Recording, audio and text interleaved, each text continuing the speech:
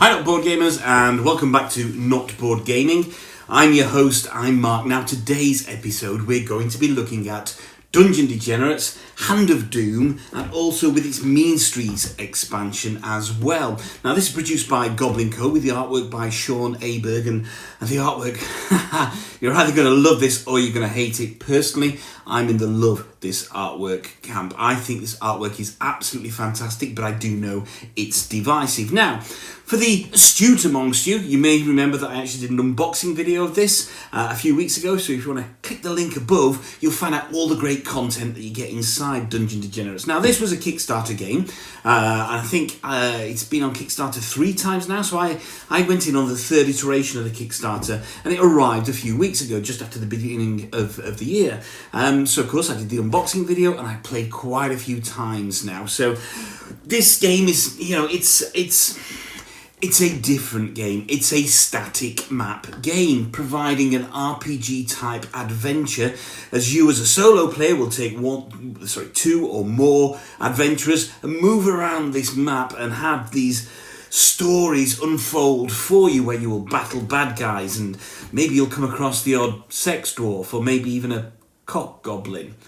More on that in a bit, but it provides these kind of lots of different iterations of stories that you can have as you go around the map, upgrading and kind of upskilling your adventurers and aiming towards either as a single mission. You can just play one-offs, or you can string missions together and various different missions together to create a branching narrative to do a campaign. Anyway, I'm getting beyond myself and above myself a little bit at the moment. What we're here to do is talk about the game, the gameplay, what my thoughts are on Dungeon Degenerates, Hand of Doom, and with the Mean Streets expansion thrown in for good measure by Goblinko with the artwork by Sean Aaberg. Let's have a look.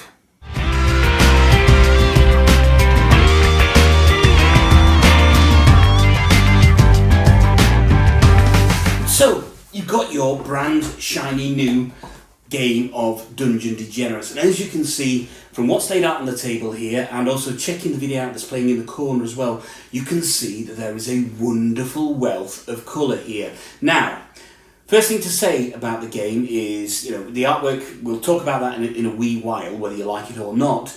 There's a lot of components in here, there's a lot of decks of cards, so setup can be a bit of a bear. There's lots of different types of tokens depending on which version of the game you're using, as in whether you're using the Mean Streets expansion or not. Even in just the base game, there's a lot of components. So one of the things is, as I say, setup takes a bit long, and also, kind of packing stuff away can be a bit of a bind as well. However, the game handily comes with an insert. I don't know, the best way I've found to use this insert is to throw it away. It's fine for shipping, it's fine for getting the game to you. You want to repack the game, then you're better off coming up with a different solution, so use baggies or whatever. But as I say, setup, bit of a bear, insert, not great for storing the game, but that's not really why we're here. We're not here to discuss kind of setup and the story solutions of Dungeon Degenerates. It is, you lay it out on the table and you get this wonderful kind of explosion of colour hitting you in the face, kind of searing into your brain, burning into your eyes, and for me, personally, I love this artwork. So you've laid your game out, and one of the first things you're going to do is you're going to choose 2 or maybe more characters to play if you're playing solo, but at least 2 characters. Now the base game comes with 8 characters, and then there are an additional 4 characters in the Mean Streets expansion. So maybe you want to become a witch smeller, or a void witch, or maybe even a corpse burner, or an Iggy Pop type bog conjurer. Look, there's lots to go at, and each one is asymmetrical. Each one has slightly different starting abilities, starting health, how much experience they've got, what equipment they start with, what skills they start with, and as you play the game a little bit more, you will get to find out which pairings work well with each other. But why are you doing this? Well, You see, the map of Dungeon Degenerates is in a place called the Verstreich, which is this dastardly, awful empire in decline. And you, as you've chosen your characters, are going to play 2 or 4 of these horrible convicts who are on the run from the law and battling various monsters. And you're going to choose one of the 20 missions that are available in the mission book, which is one of the 20 missions, and you can play them either singularly or you can string them together in a branching narrative campaign. And you're going to move across this map of the Verstreich while you battle various monsters, maybe a more bad mouth or maybe an invisible stalker. You're going to have various encounters, various missions, various kind of objectives to carry out, to complete your missions and string them together and try to survive as long as possible, whilst also delaying the hand of doom from coming down and crushing your very soul. Now, trust me, this game has a lot going on. So here we are, we've chosen our 2 trusty adventurers, and here we can see the semi-fetishistic designs on these 2 standees here, and these standees will represent your adventurers as they wander around this map, completing their objectives for their mission or campaign. So the first thing you're going to do is you're going to choose a mission or campaign from the missions book. Now, as I mentioned earlier, you can actually play each mission as a singular mission, or you can string them together in a branching narrative campaign. It's how I tend to play the game, is I will set it up, and I know I'm going to have it out for a few days, so I will set it up as a campaign, and you will, if you've just got the base game, you will more or less always start off with the same adventure, although there are slight variations in what you can do there. And these adventures and these missions will have you doing various different things. Maybe one of them is to dig up a severed head and deliver it to one of 4 parts on the map. And each of those 4 parts, if you deliver it to one of those 4 parts, will give you a different next mission. So you can always see from the off that there's this branching narrative absolutely happening. So we've got our trusty adventurers, and we have decided on what mission or campaign we are starting out on. So now we're going to start playing the game. Now the game will take place over a series of rounds, and each of these rounds will consist of a number of turns. Now, first of all, interesting or an important thing to say is when you have 2 or more players together at the same space, they are classed as a party. However, if one of these characters decides to wander off and do their own thing, we then have 2 separate parties. So if there is a character on their own individually, that is a party. If there are more than one character together in the same space, with some exceptions, then they are classed as a party. And what will happen is each party will carry out a number of sequences. The first one being the map action phase, and this is where you can either move around the map, or you can rest or explore certain parts of the map.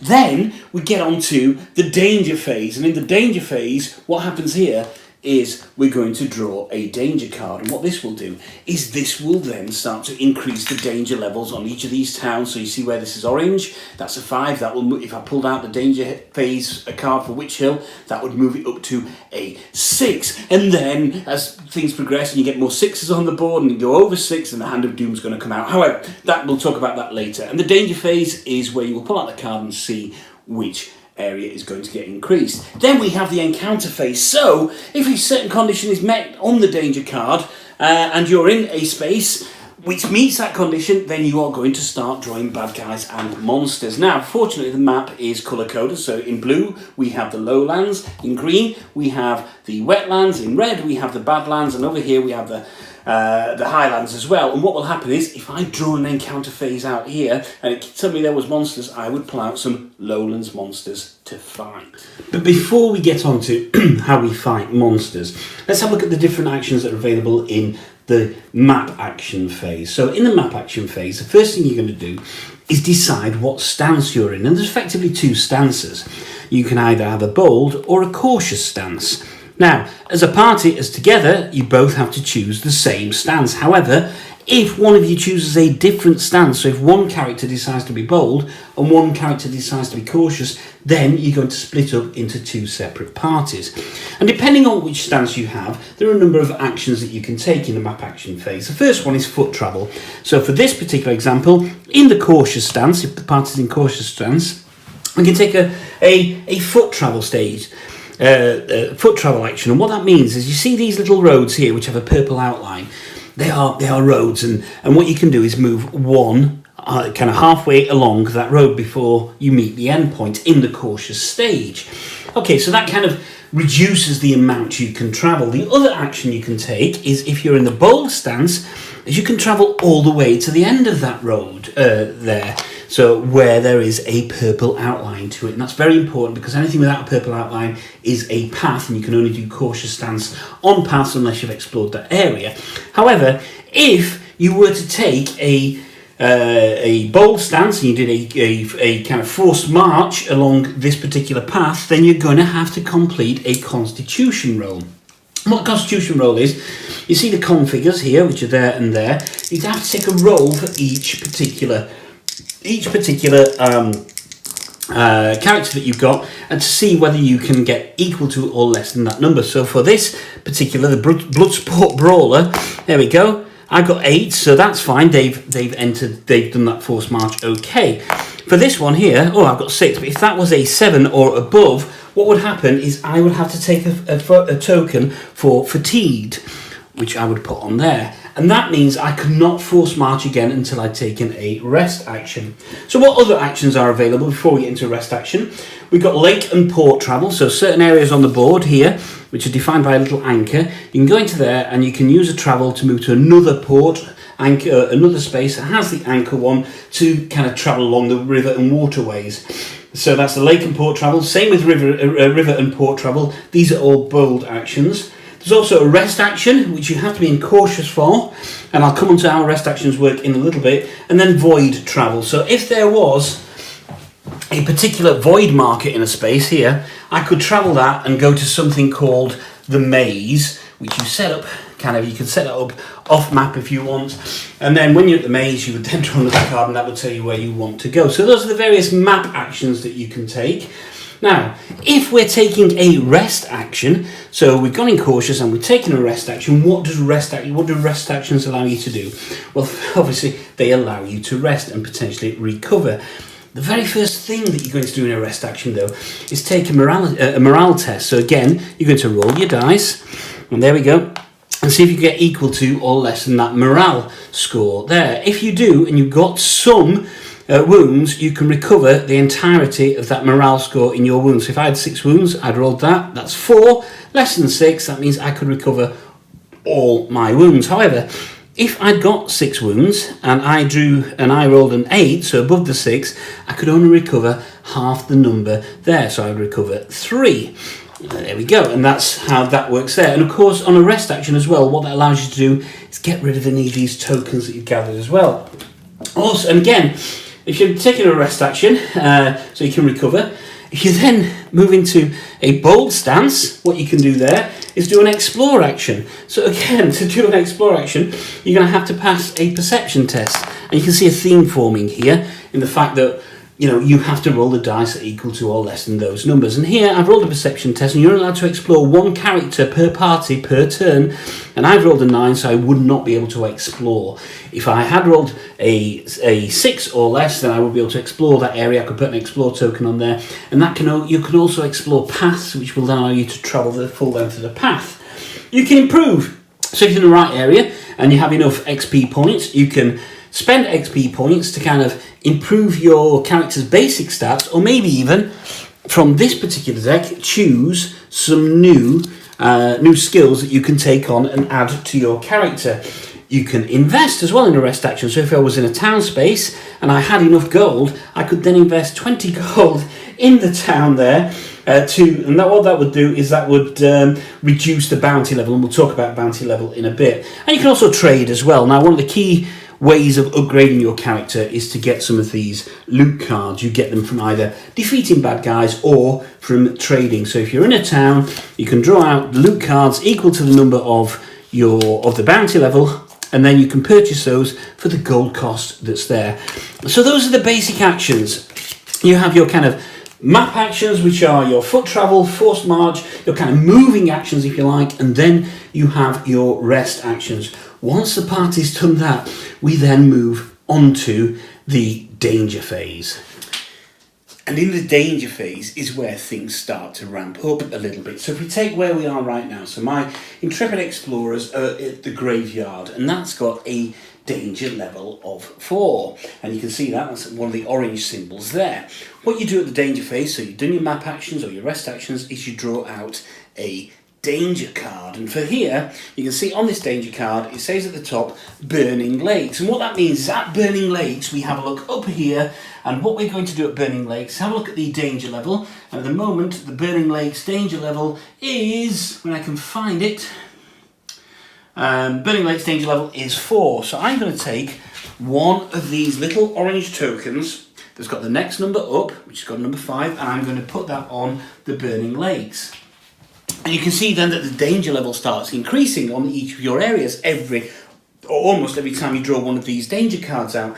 And what that does is that means that you're proportionally more likely to have an encounter when you're there, because the next thing we're going to look at on here is the number 3. And that means that the danger level on your area, if it's less than the number of the danger level of the town that you're at, so in the graveyard it's 4, this card is a 3, that means I'm then going to draw an encounter card. But also, as those danger levels increase as well, once they get to 6 and they go above 6, what that means is the Hand of Doom is going to come out on the card. But let's come to the Hand of Doom later. We're here, and we've got we're in the graveyard with a danger level of 4. I've drawn a 3 out of here, and as you can see, it says, because there are 2 people in my party, I have to fight 2 monsters, and that little book symbol at the beginning also means that I've also got to draw an encounter card.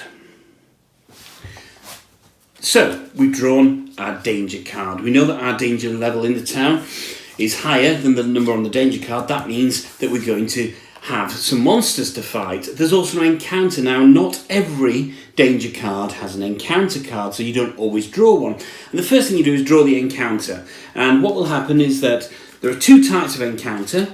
There's a standard encounter, or there's one that has this tiny bit of red at the top here. And what that red means is you resolve that immediately. So whereas the standard encounter that doesn't have the red on the top, you resolve that after you've had your fight with the various monsters. If you resolve it immediately, some of them actually prevent you from drawing monsters out of the deck that you're going to draw them out of. So we've got this encounter card. There's no red at the top on this, so that means we resolve that encounter after the fight. Now, we are in the lowlands area. Each deck of card is coloured as proportions to the areas that it relates to. So therefore we're going to draw 2 monsters, because that's what it says on the danger card. We're going to attack 2 because my party is too strong, and we draw these first 2 monsters. And here we go. We've got the Night Witch, okay, and he's got kind of a value of 2, so he's a slightly stronger monster. And we've got the fabled Sex Dwarf. Now this is where the fun in terms of the artwork of the game really starts to come into flow. We know some of this artwork is a little bit divisive, but Sean Aaberg has a very, very unique style, and it carries out throughout this entire game. So yes, some of the humour, when we're talking about sex dwarves and cock goblins, may seem a little bit puerile, but in the nature of the game, it absolutely fits perfectly. Now, so what we do is we have to apportion these to the relevant adventurer that's going to fight them. And if you look here, on the right hand side of the card, the left hand side as you're looking at it here, there's a little arrow and it says strength up. So the person or the adventurer with the highest strength is going to fight this particular baddie, the Sex Dwarf. And here, our Bloodsport Brawler has got a strength of 9, where Vermin Hunter has a strength of 6.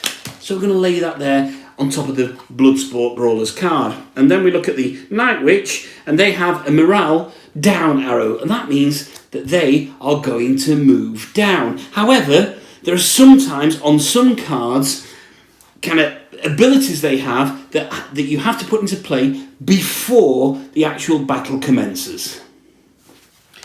Each monster that you're going to battle will always come with some abilities on the bottom here.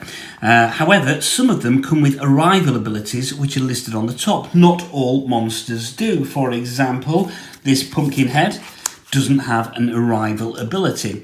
And what these arrival abilities are actually abilities that you have to put into play before you start the battle. So if we look here at this Sex Dwarf, it's got a rally ability, and what rally means is that you will draw a card from that particular monster's deck, or it may signify another deck that's going to enter the fight as well. So let's have a look here.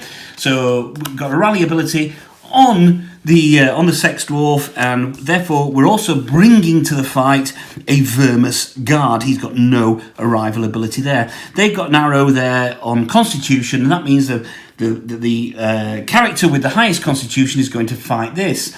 The Bloodsport Brawler's got got 9. The Vermin Hunter's got 6, so they're going to stay with the Bloodsport Brawler.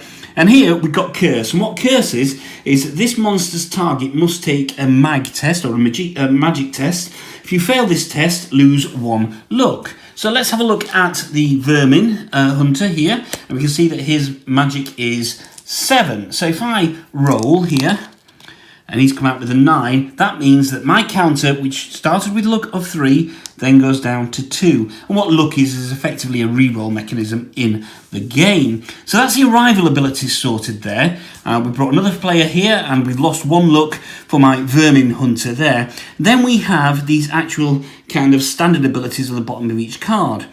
The Sex Dwarf has got Taunt. That means if there are 2 monsters, more than 1 monster there, then this particular character that's fighting these monsters here has to attack the Sex Dwarf first. This one here has got Horde Vermin, and what Horde means is that it has +1 on its attack if there is another Vermin monster in the same space. And as we can see here, we've got Human Cult Heretic, Human Cult Heretic Witch. There isn't, so their attack stays at 4 throughout the fight. Here, on the Night Witch, which my Vermin Hunter is going to be fighting, they've got a summon ability. And what summon is that if it's still alive at the end of its first round, we draw another monster from the deck and add that monster to the fight, and then resolve the abilities accordingly. So that's how you resolve your arrival abilities and what the kind of standard abilities are. Here we can see that it's got a health of 4, and I've got an attack of 3 on the Sex Dwarf, and that'll come into play in a little bit. And here we've got an attack of 4 and a health of 4 with an armor of 1. That means that each roll that I successfully kind of make against the Vermis Guard, I will deduct 1 from that in terms of how many hit points are there. And there, no armor and 6. And that's basically how the cards work. These figures here at the top, this is kind of their strengths, if you like, and also what you get at the back end of the fight as well if you defeated them. So I would get 2 experience points and 2 gold pieces for this particular, the Night Witch. Then here, I've got 1 experience point each for these and 1 gold piece each if I was to successfully defeat them. So let's have a look at how combat works. So it shouldn't come as any surprise, seeing what you've seen so far, that almost every action you carry out in this game is dice-based, and combat is no different to that. However, each character comes with a different set of skills and some different starting items which help you kind of mitigate those dice-based combat systems. So, if we're looking here at the Bloodsport Brawler, I keep getting that wrong, his starting skill is Foe Killer, and it says here, your melee attacks inflict +1 damage against targets with an XP value of 3 or more. Now, in the early stages of the game, that really doesn't come into play because most of the kind of higher 3-point damage or 3 XP damage monsters you're going to fight don't get shuffled in until later on in the game. However, if I would have upgraded that at any point, you can do. I could have spent 8 experience points to upgrade that. I can flip it to the other side. And I've got mastery of that skill there, and it says your melee attacks against any targets with an XP value of 2 or more inflict +1 damage and ignore 1 point of armor. So that's kind of a handy skill upgrade to have. As I mentioned earlier, there are ways by spending experience points that you can then also add other skills to there. But skills aren't the only thing. They also come with some starting items, and each character comes with their own starting items. So, the Bloodsport Brawler comes with a Spiked Gauntlet, and what this says here is if I'm in the attack mode here, and I'll come on to how that works in a second, then I use my Strength a number to see whether I've hit or not, and strength on this is actually 9. And if I'm in guard mode, then I will use my agility, and that's an 8. So that gives me some fairly high levels to actually make sure I land some hits on there. Also comes with war paint, and it says here that if I'm in bold mode and resting at a town or at a camp, I can discard this card to become blessed and exalted, and that's kind of an ability that you could use throughout the map, and it will give you some other kind of benefits and boons in different parts of the map. Vermin Hunter, okay, it comes with a starting item of a gas bomb, and this is a quick action, and I make a contest, so a constitution test, and if I pass this, then what happens is that swarms, any swarms I come across, will take 1d6 of damage instead. However, if I fail it, I will become poisoned, and that has an effect on, it reduces my stats. But it also comes with a rat spike as well, and the rat spike is as an attack mode here, attacks with this item, inflicts +1 damage against swarms. So obviously Vermin Hunter is very good against swarms, and that's how these abilities work. Now throughout the game, as you beat the bad guys, you get the chance to make loot rolls, and there's a fairly hefty loot deck here, and you can also buy these at towns as well, and you can really start to upgrade yourself and your skills and your abilities within the parameters of what you can actually carry, but you can really start to beef up your characters, and that's one of the nuances of this game. One of the real benefits of this game is that the deeper you allow this game to take you, then the more you're going to get out of it. However, we'll come to that in a bit. Let's go back into the combat and let's fight a sex dwarf. The game comes with a number of dice for you to use in your combat. First ones that you can see are these green dice, and these are your defense dice.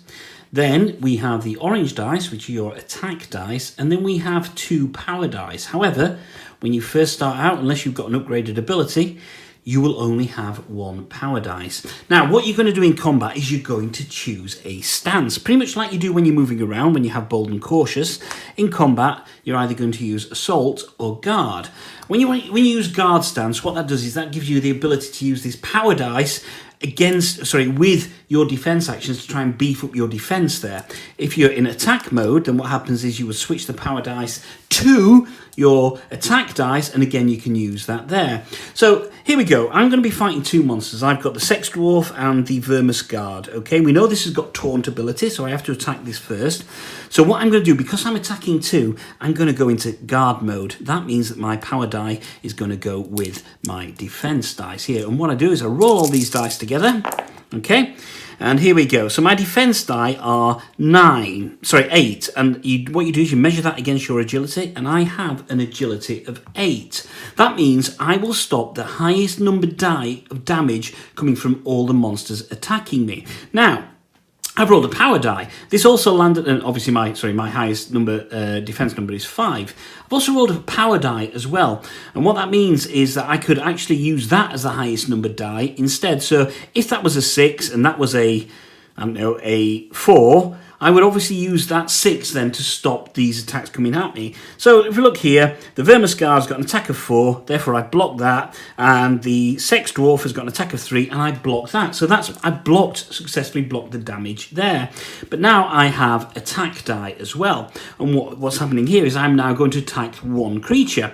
You define who that is before you make your roll. Obviously, it's a Sex Dwarf here because I have Taunt on here. And what happens here is your attack die, as long as it's less than, again, your agility, or whichever of your special skills and items you're using here states that it has to be, then you would use, again, the highest dice to then attack them. Now, I've rolled 2 1s, so I will do 1 damage against the Sex Dwarf.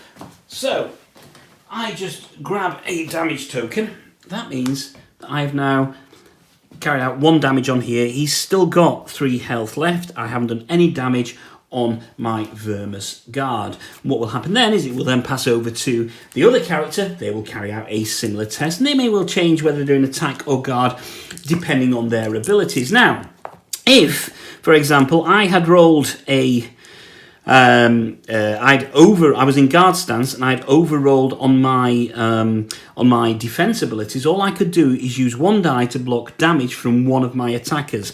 So basically I could use that to block the damage coming in from there, but I would still take 3 damage coming in from the Sex Dwarf. Now, if I was in attack mode, assault mode doing that, and I'd overrolled, then I would have no defense whatsoever, and I would have taken 7 damage from there. So that would have moved that onto there. And as you can see, this particular Bloodsport Brawler's got 18, so it's got quite a bit to go there. Same as on the attack dice. As I mentioned, if you use a power die, you would, if you're in assault mode, you would use a power die there, as long as it's equal to or less than what you are using. So here we go. I could use my strength statistic here because I was in attack mode. So therefore I'm allowed to use strength. Strength is 9, I got 7, I got less than that number, so therefore I can attack them. My power die says 5, however, my main attack die has got 6. I would have done 6 damage against this Sex Dwarf, and I would have beaten them. However, had I overrolled and managed to get above 9, then my attack would have missed completely. And what happens is this will then go back and forth between you and your other characters, and eventually you will either defeat these guys, and you will put them to one side, or they will defeat you. And if you're defeated, what happens is that you get knocked down, and then if you don't recover the next round, your character has died, or if you still get defeated and there are certain actions which allow you to be defeated, allowed you to be killed in a fight after you've been defeated, then your character is out of the game. So I've now defeated these guys. Let's have a look at what happens next. I think it's fair to say that combat is not difficult to get your head around in this game. There are various nuances by using loot cards, and various monsters fight in different ways because of their abilities and their starting abilities. However, you can mitigate against this by beefing up your characters. Now, one of the key ways to do this, as I keep mentioning, is to get loot cards. And how you get loot cards, other than trading for them if you're in a settlement, is when you've defeated characters. So if you look here, I defeated now the Vermis Guard and the Sex Dwarf, and they give me 2 XP in combined and also 2 gold pieces. Now, you make a loot roll now, and what happens here is I make a roll, and if my roll comes out less than the combined XP of the people I defeated, or the monsters I defeated, then I can then take a loot card. So I just rolled a 6 then, but if I had rolled a 1, I'll take a loot card, and let's have a look. Here we go. I've now got a Shrapnel Bomb, and they give me a combat action, which says, discard this card to inflict D6 plus 1 damage on each swarm, and D3 plus 1 damage on each other monster in your space. Roll separately for each. If you roll a 6, you inflict piercing damage on that monster, and that means that any armor they've got doesn't count. However, it comes with a qualifier at the bottom, and a lot of these cards come with qualifiers, and it says it requires an agility of 7. My Bloodsport Brawler has an agility of 8, and therefore I've now got another particular item to add to my repertoire. And you can see now that the RPG element is starting to kick in, that you're starting to move around the map, you're starting to have this bit of a story unfold, and you're starting to beef up your characters. However, these monsters and these encounters aren't all that's in it.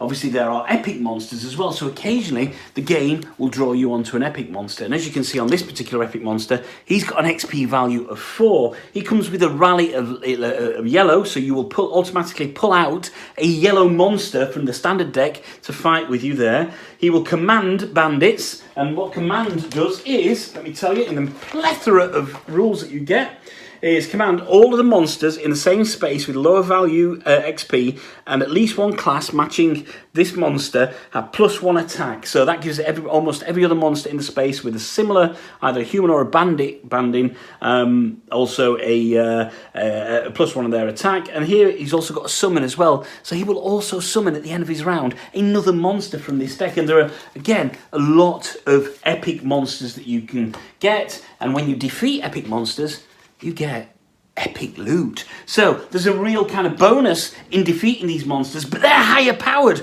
and the only way that you can actually defeat these monsters is by beefing up your characters. Now you can see that it's not just a game of moving, fighting, collecting loot, moving, fighting, collecting loot. There's some real strategy comes in here. There's a mechanism in the game which allows you to kind of hunt out monsters. So if you land on a space and you draw a danger card, and say I'm on a space that's got a 2 on a danger level, and I draw this 3 out here, I can make a roll and therefore hunt this monster down. And if I'm successful, that means I can then activate the monsters and encounters on this card, which will then mean I'm hunting down, and sometimes that's absolutely necessary. You're going towards a fight with a big bad and you want to hunt and beef up your character, and the only way you can do that is by moving around the map and actively seeking out battles. So that's the monster phase. Then we've got the encounter phase as well. I say sometimes this is at the beginning, more often than not it's at the end. And in the encounter phase, there's a card and you will resolve it. So this is Holy Shrine. It's an encounter. A candlelit shrine is dedicated to saints of the Holy Order. There are still offerings here left by travelling pilgrims. The party may ignore the shrine, plunder it, or pray to the saints. If you ignore it, it's bad luck to disturb the offerings left for the dead, so you just leave it. If you plunder, each adventurer in the party that is not a Puritan, and that's just a class on the characters, gains D6 plus 3 gold pieces, and then increases the bounty level. And each Puritan in the party becomes demoralised and suppressed. And that's these tokens here, which you will put on your player board, which will take effect until you rest. However, if we pray, each human in the party that is not a warlock may spend 1 gold piece and make a morale test. If you pass, you become blessed, which is the boon side of these. So these tokens are generally dual-sided, yellow being bad, green being good. You become blessed, and if you're a Puritan, you gain 1 luck, so that's an additional reroll. And that's how the encounter system works. So you've got this real kind of story developing now, and this is the thing about this game, and I'll come on to this again in a little bit. The amount of joy and enjoyment you're going to get out of this is completely dependent on how much you're willing to immerse yourself in the game. So all that's well and good. I mean, you could carry on just playing this game and just, beefing up your characters, and if you don't get killed there, then there's no timer in the game. But there is. The game is called Dungeon Degenerates Hand of Doom, and there is, in fact, an actual Hand of Doom. As I mentioned earlier, what happens is your danger level on these towns starts to increase, and when it gets to 6 on a town and it then increases again, you then start to unleash the Hand of Doom. So if I'd kind of upgraded, I got to a level 6 in one of the Badlands areas here, and then draw a danger card out, which then kind of increased the level again. First thing I would do is take a Hand of Doom marker and put it on the timer up here. Now there are 5 spaces up here. If you get a 6th one, that's it, that's game over. Then I would draw out the Hand of Doom, and the Hand of Doom is going to go where your danger card tells you, and that's going to move it around the map. So here we've got the Crystal Crater. But first of all, obviously, I would put it on the space at which triggered the Hand of Doom. But say it was already out on the board, and we've got this, and this line in the middle, which we didn't look at before, which got 2 little hands on it, says that this would move to the Crystal Crater. So let's find where the Crystal Crater is here, and that would move the Hand of Doom there. And because I've unleashed the Hand of Doom and done this, I then draw a Doom card as well. And these generally stay in play. And this says that the Blasted Heath, Hell Pit or Skull Bridge, the land shakes violently and rips apart, widening the chasm through the Badlands and destroying the only bridge across it. So I then have to place a destroyed token, which I can't find, so let's place one of these here. A destroyed token on the Skull Bridge. So that is, I can't remember where Skull Bridge is, and I can't see it upside down. Let's say it's there. And I also have to place a Void Gate, which is one of these, in Hell Pit, and increase the danger level there as well. So they have bad kind of outcomes for you. But this Hand of Doom is now on the board. The timer is starting to tick down. Invariably, when you start getting one of these hitting 6, then another one is going to start to hit 6. So you have to try and do your best to reduce those danger levels. The only way that you reduce danger levels, which I should have spoken about earlier, is by battling bad guys in a town that's got, in an area that's got a danger space. If you win, you get to reduce that danger level, and that's a good mitigation strategy to actually do that. But there's the Hand of Doom. That's the timer. It's ticking along nicely at the top. If you get more than 5, that's it. That's game over. I'm actually skimming over, missing out so many mechanisms here, and I think that gives you an indication of the depth of gameplay that's involved in Dungeon Degenerates. For example, in the Mean Streets expansion, we get these plague counters, and what happens is, periodically they're put out on the board, certain cards trigger them, and they go onto your characters' boards, and they stop the amount of health you can recover each and every round unless you become immunised, which is very difficult to do.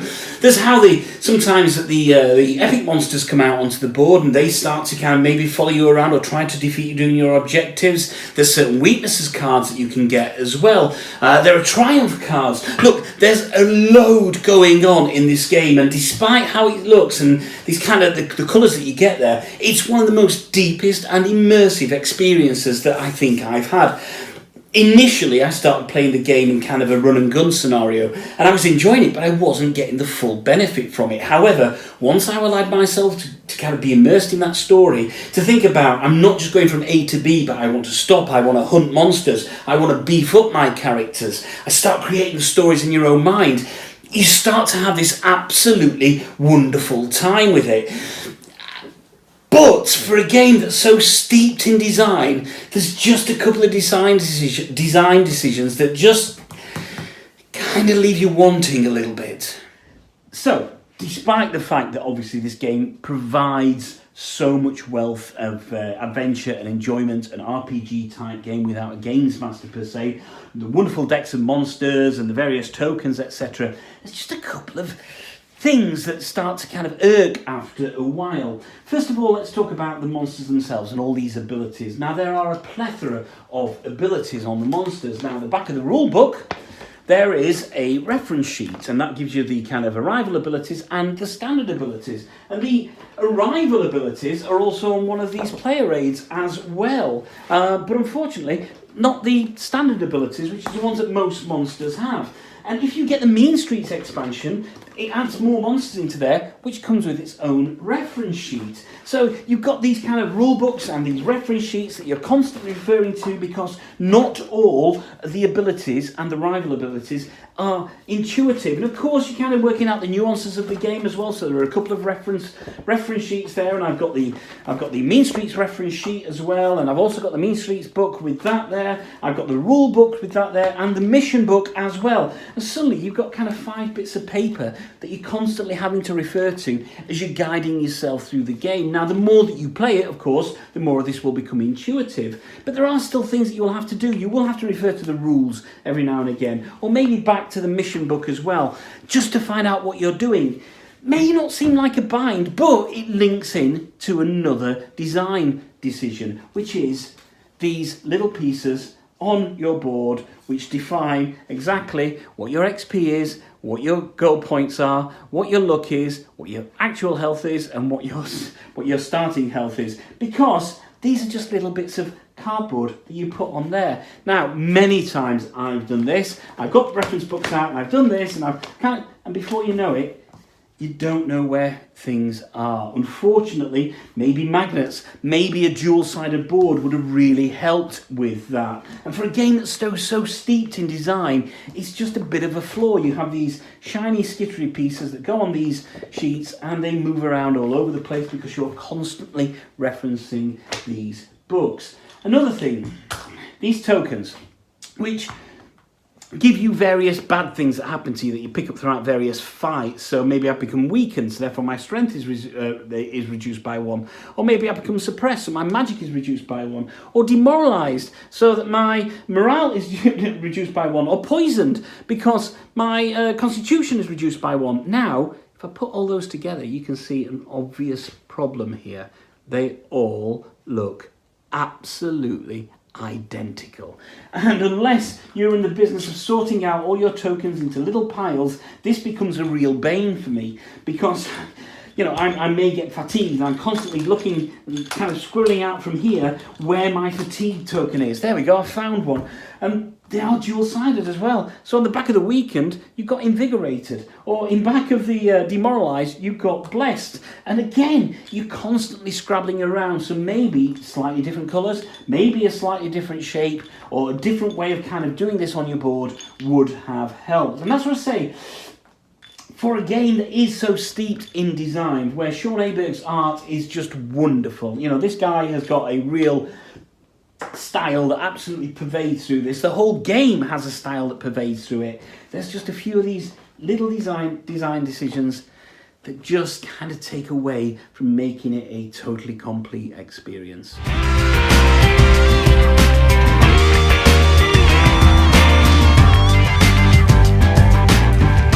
So, final thoughts on Dungeon Degenerates. Look, despite the design issues that I have with the game, with the amount of referencing that you have to do and these little cardboard pieces and those tokens, etc., this is an absolutely fantastic game. It is one of my most kind of prized possessions that I have at the moment. From a game that I saw on Kickstarter and I backed and I'd read up about it, to the moment it arrived, getting it out, unveiling it in the box and seeing all the components, I knew that there was something here. Now, my first few games at this were a little bit run and gun.